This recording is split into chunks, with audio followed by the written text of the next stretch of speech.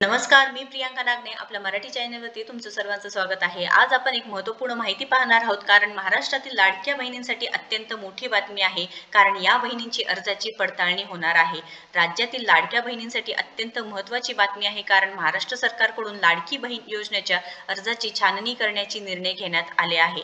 तर महायुतीला विजयी करणाऱ्या सर्वात मोठी योजना म्हणजे लाडक्या बहिणींसाठी ही अत्यंत महत्त्वाची बातमी आहे। राज्य मंत्रिमंडळाची बैठक झाली, यामध्ये बैठकीत काही निर्णय घेण्यात आले आहेत। या बैठकीत लाडकी बहीण योजनेच्या संदर्भात एक मोठा निर्णय घेण्यात आला आहे।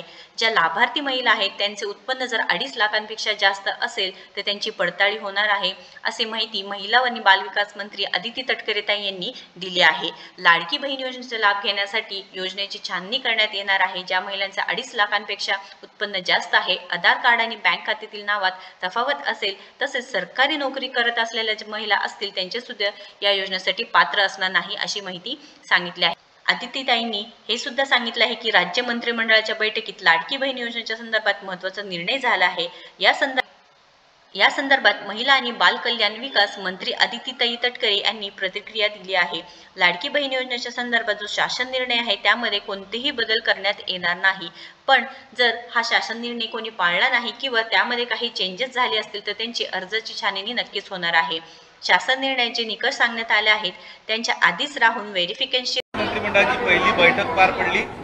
विशेषतः महिला आणि बाल कल्याण विभाग आणि लाडकी बहीण योजनेसंदर्भात काही चर्चा झाली का? काय या बैठकीतले अपडेट आहे?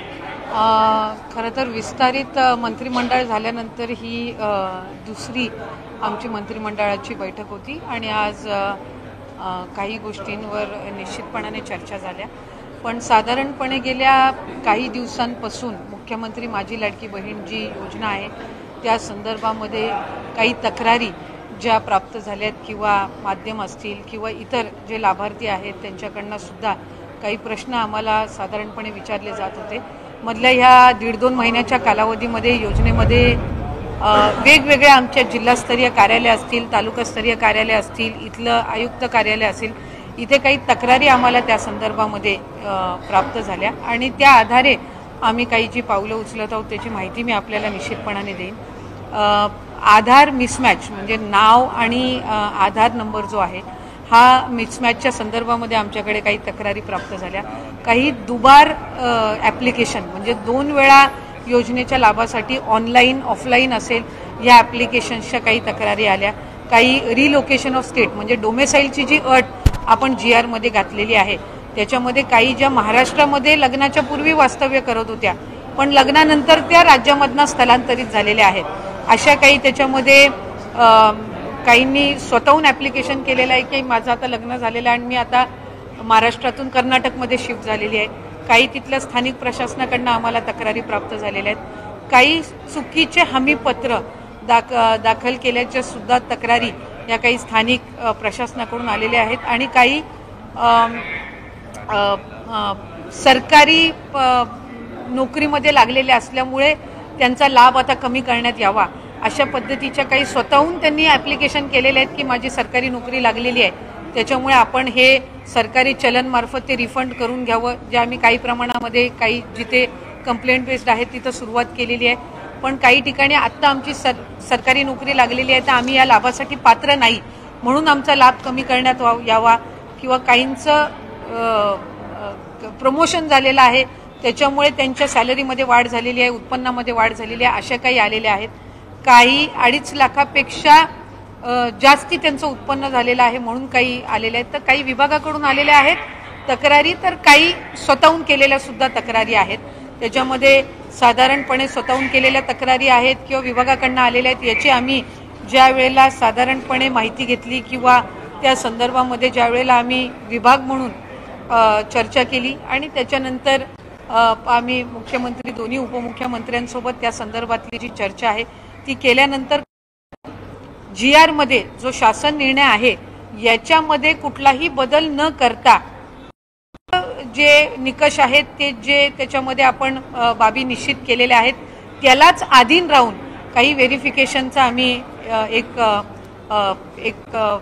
कार्यपद्धत आम्ही केलेली आहे डिसाईड। त्याच्यामध्ये साधारणपणे आपला जो इन्कम टॅक्स आहे म्हणजे आपण 2.5 लाखापेक्षा कमी उत्पन्न असणाऱ्या लाभार्थ्यांना आपण याच्यामध्ये लाभ देत आहोत तर त्याच्यामुळे त्याच्यामध्ये इन्कम टॅक्स डेटा हा रिकन्साईल करणं हा एक त्याच्यामध्ये आम्ही विषय घेतलेला आहे की 2.5 लाखापेक्षा आत्ता आमच्याकडे काही स्वतःहून तक्रारी किंवा विभाग म्हणून तक्रारी आलेल्या आहेत की बाबा आमचं उत्पन्न 2.5 लाखाच्या वर वाढलेलं आहे तर आम्ही ह्या लाभामध्ये आता पात्र होत नाही.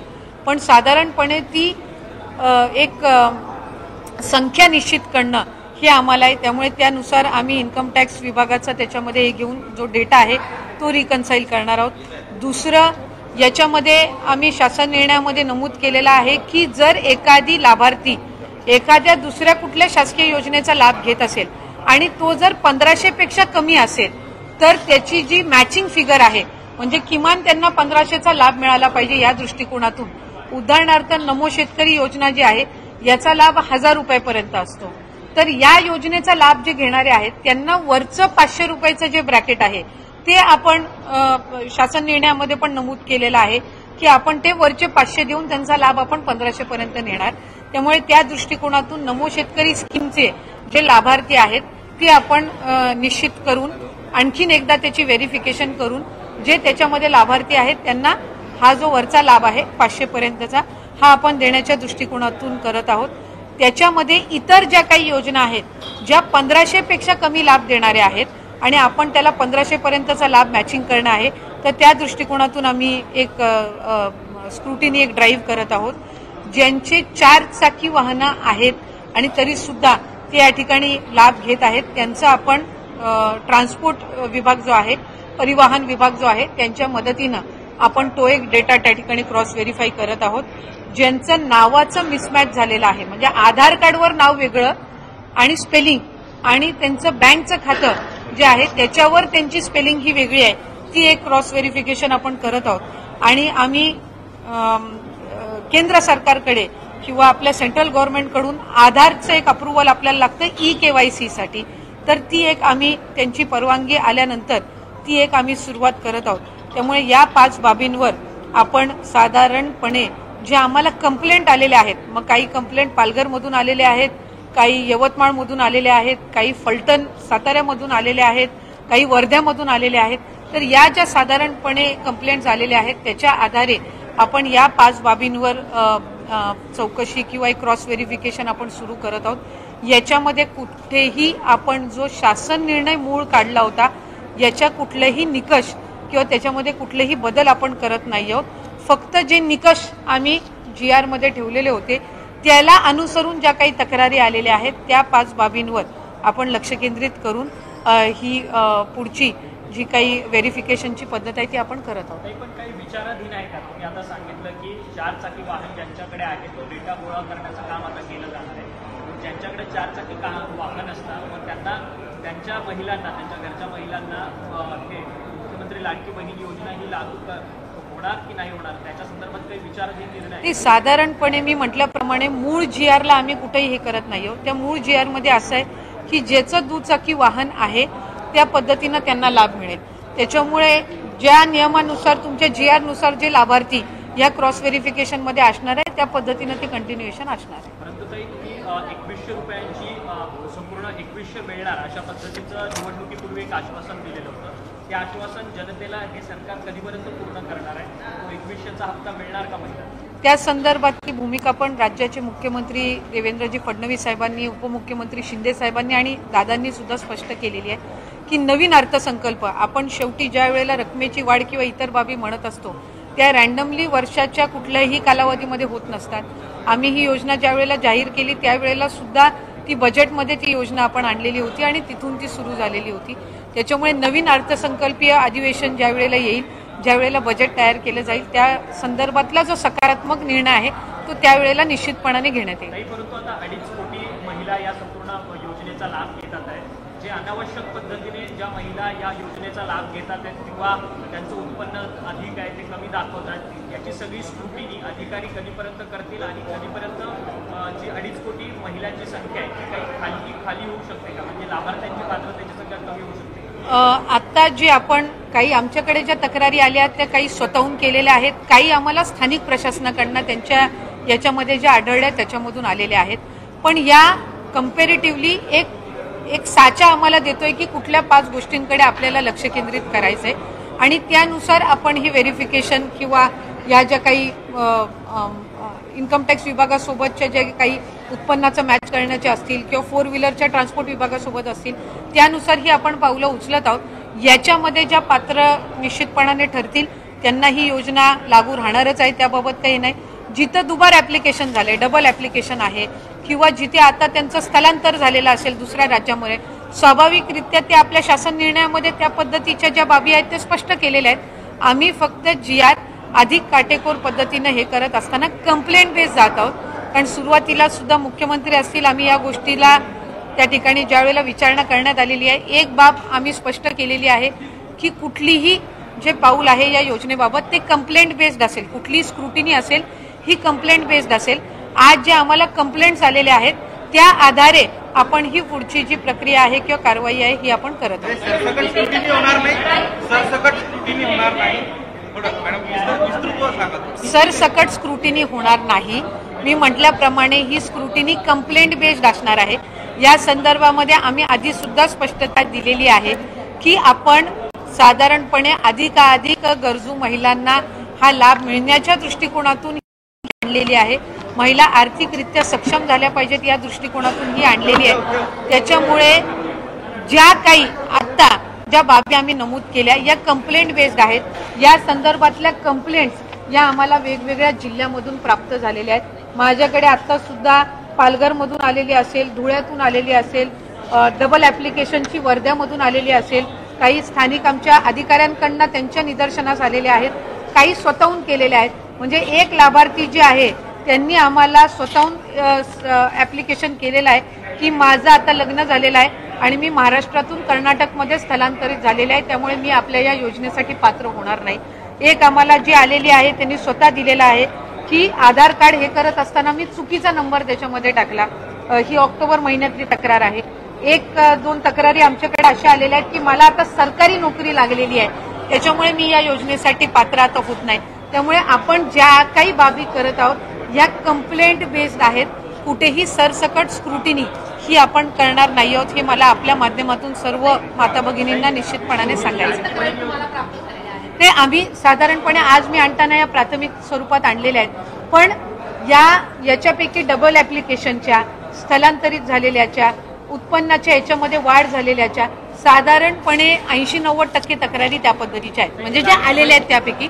आणि त्याचं आम्ही एक जे काही त्या संदर्भातली योग्य तो विचार करून आम्ही या 5 बाबी आणि या 5 बाबी या आपण GR मध्ये नमूद केलेल्या आहेत। कुठेही आपण शासन निर्णयामध्ये बदल करत नाही आहोत।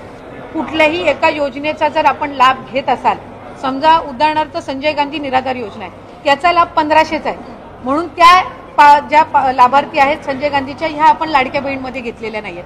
पण नमो शेतकरी जी योजना आहे याचा 1000 रुपयाचा लाभ आहे, आपण GR मध्येच नमूद केलेला आहे की आपण 1500 जो फरक असेल ती फरकाची रक्कम आपण देणार। त्याच्यामुळे याच्यात आपण कुठेही GR मध्ये आपण बदल करत नाही। दुचाकी आहे आम्ही GR मध्येच नमूद केलेला आहे, पण 4 चाकी यांनी काही कंप्लेंट्स आम्हाला आलेल्या आहेत, तर त्याच्यानी आपण फक्त पॅन त्याच मुद्द्याची आपण पॅन महाराष्ट्र आपण स्क्रुटिनी करतोय। आपण कुठेही विदाऊट कंप्लेंट आम्ही स्क्रुटिनी इनिशिएट करत नाही आहोत। त्याच्यामुळे मी स्पेसिफाय केलेलं आहे की या 5 बाबी इन्कम टॅक्स म्हणजे उत्पन्नामध्ये जर वाढ झालेली असेल, 2.5 लाखाच्या पलीकडे जर कुठल्या लाभार्थ्यांचं उत्पन्न गेलं असेल तर ते आता त्या योजनेसाठी लाभार्थी म्हणून पात्र नाहीयेत। जर दुचाकीच्या वर जर कोणाची वाहनं 4 चाकीची असतील ते पात्र नाहीयेत। जर ते इंटरस्टेट जर मॅरेजेस झालेले असतील तर ते आता त्याच्यासाठी पात्र नाहीयेत। सरकारी नोकरी लागली असेल तर ते पात्र नाहीयेत। आणि आधार कार्ड आणि बँकचं हे जर नावामध्ये फरक असेल आणि त्यांनी ती लक्षात आणून दिलेली आहे तर ते पात्र नाहीत। पण याच 5 बाबींवर आपण पॅन महाराष्ट्र जे आहे ती आपण त्या संदर्भातली योग्य ती पावलं उचलत आहोत। साधारण अॅनालिटिकल जर बघायला गेलं तर आपण तक्रारी किंवा आपल्या स्थानिक प्रशासनाच्या देखील लक्षात आलेलं आहे की काही म्हणजे पात्रधारक नसतानाही काही लोकांच्या खात्यात पैसे जात आहेत। याची आकडेवारी टक्केवारी किती आहे, साधारण किती टक्के महिलांना यातनं वगळलं जाईल असं वाटतंय प्राथमिकरित्या, जेणेकरून सरकारचा निधी देखील वाचेल? नाही, विषय याच्यामध्ये सरकारचा निधी वाचवणं नाहीये, कारण आम्ही सुरुवातीच्या कालावधीपासूनच 2.5 कोटी लाभार्थी आपले असतील म्हणून सुद्धा धरून चाललेलो होतो। जेव्हा बजेटची सुद्धा घोषणा झाली त्याच्यानंतर सुद्धा 2.5 कोटी लाभार्थी हे साधारणपणे रफली मॅक्सिमम असतील, हा एक त्याच्यामध्ये। त्याच्यामुळे पैसे वाचवणं किंवा हा विषय नाहीये. याच्यामध्ये काही कंप्लेंट्स मधल्या कालावधीमध्ये आला आणि त्या फक्त स्थानिक प्रशासन किंवा तिथल्या यांच्याकडून आल्या नाहीत, तर वेगवेगळ्या माध्यमांकडून सुद्धा त्या आमच्याकडे येत होत्या. कारण बरेचसे माध्यमं सुद्धा आम्हाला हे करायची की अशा काही स्थानिक पातळीवर आम्ही मीडियामध्ये ज्या वेळेला आम्ही चर्चा करत असतो त्यावेळेला अशा पद्धतीची जी रियालिटी, तर त्यानुसार आपण जात आहोत. याच्यामध्ये कुठेही पैसे वाचवणं किंवा या सगळ्या बाबींचं हे नाहीये. आम्ही आतापर्यंत आम्हाला याच्या संदर्भातला एक रफ पर्सेंटेजची आयडिया आलेली नाहीये. कारण आत्ता ज्या मी 5 बाबी नमूद केल्या याच्या संदर्भामध्ये पुढच्या 10 दिवसामध्ये आम्हाला प्राथमिक अंदाज येईल की याच्यामध्ये किती. कारण साधारणपणे तुम्ही बघितलं तर उदाहरण मी देते, लग्नाचा सीझन आता आटपलेला आहे, याच्यामध्ये इंटर मॅरेजेस किती झाले याचा डेटा आज आमच्याकडे असणं हे प्रॅक्टिकली शक्य नाहीये. तो पुढच्या 10 दिवसामध्ये साधारणपणे आमच्याकडे येऊ शकतो. तुमचे सरकारी नोकरी लागलेले लाभार्थी किती आहेत ही आम्हाला एक स्क्रुटिनी आज आम्ही ही इनिशिएट करतोय. त्याच्यामुळे पुढच्या एक 10-15 दिवसामध्ये आम्हाला रफली किती पर्सेंटेज असेल हे याच्यातून आमच्या समोर येईल. बीडचे मसाजोगचे सरपंच आहेत संतोष देशमुख यांच्या हत्या प्रकरणात संपूर्ण राज्यामध्ये खळबळ उठलेली आहे. याच्यामध्ये खासदार बजरंग सोनवणे यांनी 11 तारखेला वाल्मिक कराड यांच्यावरती खंडन होतो आणि 12 तारखेला वाल्मिक कराड हे धनंजय मुंडेच्या कार्यालयात पोलिसांना येऊन भेटलेत असा एक दावा बीडच्या खासदारांनी केला. याच्यामध्ये सगळ्यांची एक भावना आहे की जे त्या सरपंचांसोबत झालं, असोसिएट संतोष देशमुख सोबत झालं, त्यांच्या कुटुंबासोबत झालं, हे चुकीचं आहे. साधारणपणे सरकार म्हणून मुख्यमंत्री, दोन्ही उपमुख्यमंत्री, सर्व लोकप्रतिनिधींची भूमिका ही आहे की त्या कुटुंबाला न्याय मिळाला. वेगवेगळ्या पद्धतीचं राजकारण किंवा वेगवेगळ्या पद्धतीच्या चर्चा होणं न होणं, काहींना त्या ठिकाणी रोज माध्यमांसमोर येण्याचं सुद्धा हे झालेलं आहे. साधारणपणे सरकार म्हणून आमची भूमिका ही आहे की त्या कुटुंबाला न्याय मिळाला पाहिजे. ज्यांच्यावर त्या ठिकाणी अत्याचार म्हणजे जे मृत्युमुखी झालेले आहेत त्यांना न्याय मिळाला पाहिजे. या व्यतिरिक्त काही भूमिका ही त्या ठिकाणी सरकारची नाही. जे वेगवेगळ्या पद्धतीनं राजकारण करत आहेत ते त्यांच्या पद्धतीनं करतच राहणार आहेत. त्यामुळे त्याबाबत मी काही खऱ्या अर्थानं बोलून वेळ घालू इच्छित नाही. सरकार म्हणून आमची भूमिका ही आहे की त्या संतोषजी देशमुख आहेत यांच्या कुटुंबाला न्याय मिळाला पाहिजे. त्यांची मुलगी असेल, त्यांचं संपूर्ण कुटुंब असेल, हे माननीय मुख्यमंत्री आणि उपमुख्यमंत्री जे आहेत त्यांच्या संपर्कामध्ये आहे आणि त्यांना न्याय देण्याच्या दृष्टिकोनातून जी योग्य ती पावलं आहेत, कारवाई आहे ती शासनाकडून केली जाईल.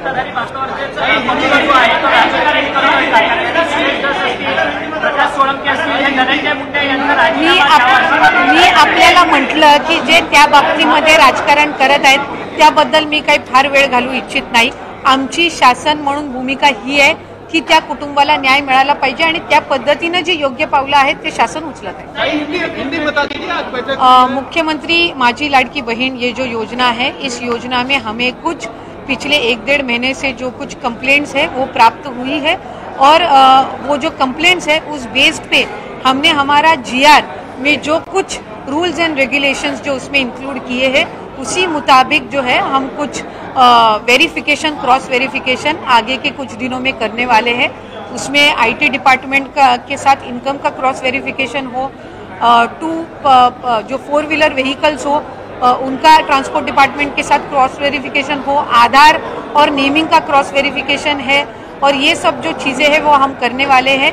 यहाँ पे जो पात्र हमारे लाभार्थी है उनमें उनको इस बात से कोई भी चिंता रखने की ज़रूरत नहीं है. हमें ज़्यादा से ज़्यादा लाभार्थियों को लाभ देना ही है. लेकिन कुछ जो कंप्लेंट्स हमारे पास आए हैं उसी के मुताबिक हम कुछ यहाँ पे वेरिफिकेशंस करने वाले हैं और जल्द से जल्द ये वेरिफिकेशंस है उस मुताबिक आगे की जो प्रोसीजर है वो की जाएगी. Thank you.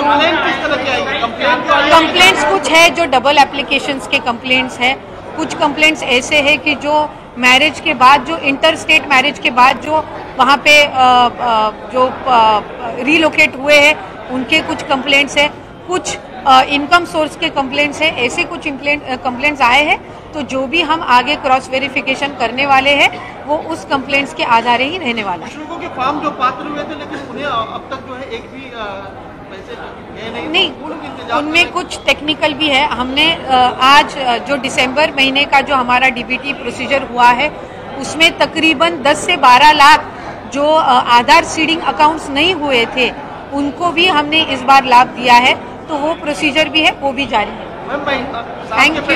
महिला से नाही, त्या संदर्भामध्ये जो योग्य तो निर्णय ते राज्याचे मुख्यमंत्री आणि दोन्ही उपमुख्यमंत्री आमचे प्रदेश अध्यक्ष जे आहेत ते घेतील आणि लवकरात लवकरच ज्या ज्या जिल्ह्याला आहेत त्यांचे त्यांचे पालकमंत्री मिळतील.